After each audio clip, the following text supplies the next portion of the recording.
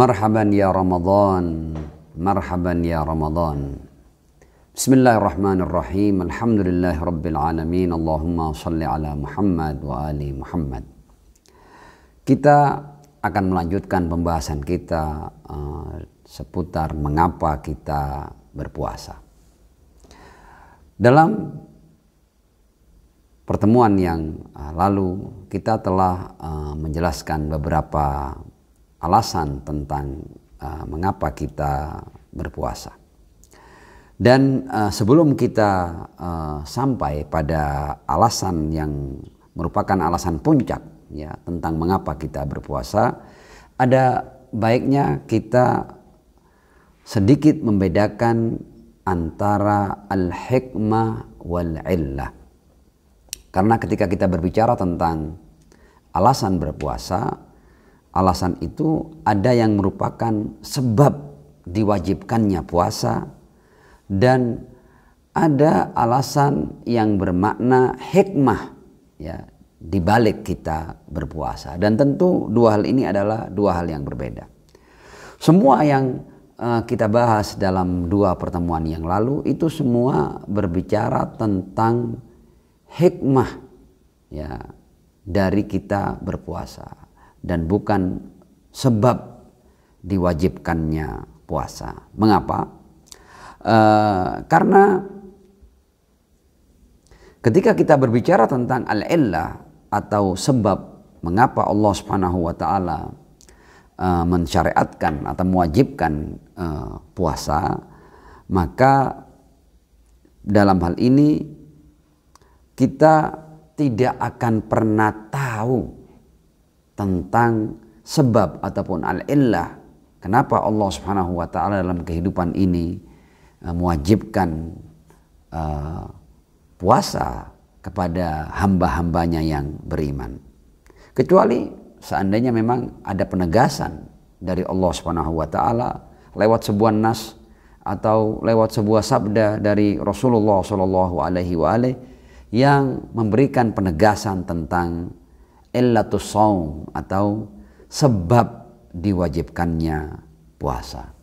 Dan selama belum sampai kepada kita tentang sebab ya yang ditegaskan oleh Allah tentang mengapa Allah mewajibkan puasa, maka kita harus berpindah dari membahas tentang illatus shaum dan kita kemudian mengalihkan pembahasan pada al-hikmah fis shaum, tentang hikmah yang ada dalam puasa. Dan semua yang kita bahas dalam rangka kita menjawab mengapa kita berpuasa, semua itu berada dalam ranah hikmah atau hikmatus shaum dan bukan illatus shaum.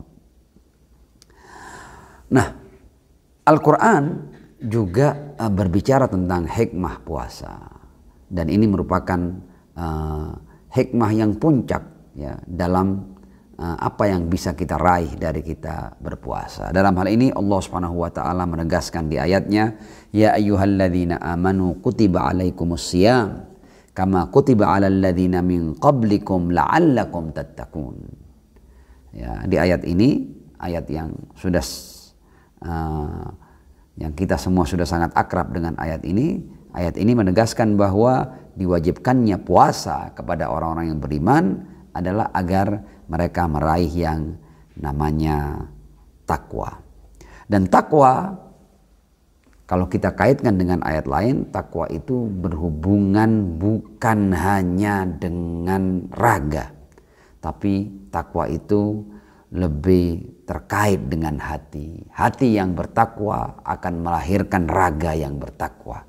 Dzalika wa may yu'azzim sya'airallah fa innaha min taqwal qulub. Jadi ketakwaan itu sejatinya ada pada hati, dan hati yang bertakwa pasti akan melahirkan perilaku yang juga bertakwa. Hati al-qalb ya, kenapa dikatakan qalb? Wal qalbu summiya qalbun li'annahu yataqallab. Ya, kenapa hati dikatakan qalb? Karena dia yataqallab, dia bisa berubah-ubah setiap saat.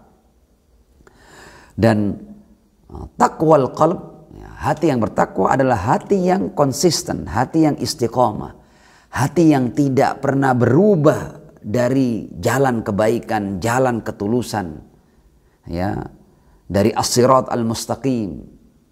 Ya, hati yang bertakwa adalah hati yang teguh, hati yang tidak terombang-ambing, tidak berubah-ubah. Karenanya yang mampu menjaga ketetapan dan keteguhan hati adalah ketakwaan.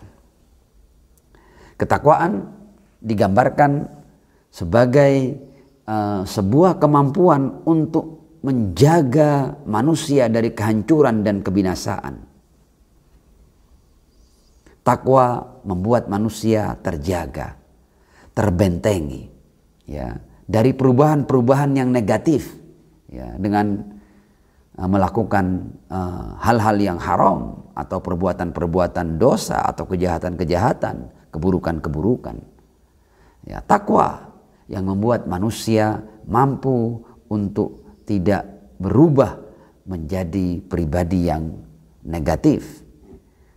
Takwaan hati adalah kemampuan manusia untuk menjaga agar diri manusia tetap berada di jalan yang positif, di jalan yang benar. Al-Imam Ja'far As-Shadiq alaihissalam ketika memberikan definisi tentang takwa, beliau memberikan definisi yang singkat, jelas. Alla yafkudakallah haitsu amaraka wa la yaraka haitsu nahaka. Takwa itu adalah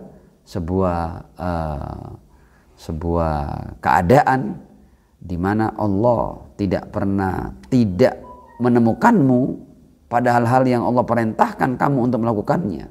Jadi pada hal-hal yang kamu diperintah untuk melakukannya, Allah pasti menemukan kamu. Wala yaraka haitsu nahaka, dan Allah tidak pernah melihatmu dalam hal-hal yang Allah larang kamu untuk melakukannya. Dan sifat ini akan keadaan ini ya akan terwujud pada diri manusia ketika ketakwaan itu menguat pada diri manusia, dan dengan ketakwaan manusia mampu menjadikan akalnya itu mengendalikan syahwat-syahwatnya dan kekuatan-kekuatan batin negatifnya. Kita akan melanjutkan pembahasan kita dengan tema yang sangat menarik yang berkaitan dengan hikmah tertinggi dari puasa, yaitu ketakwaan, dengan tema yang berbunyi bagaimana kita sampai pada ketakwaan dengan puasa. Syahrukum mubarak wa dumtum fi riayatillah. Thumma assalamu alaikum warahmatullahi wabarakatuh.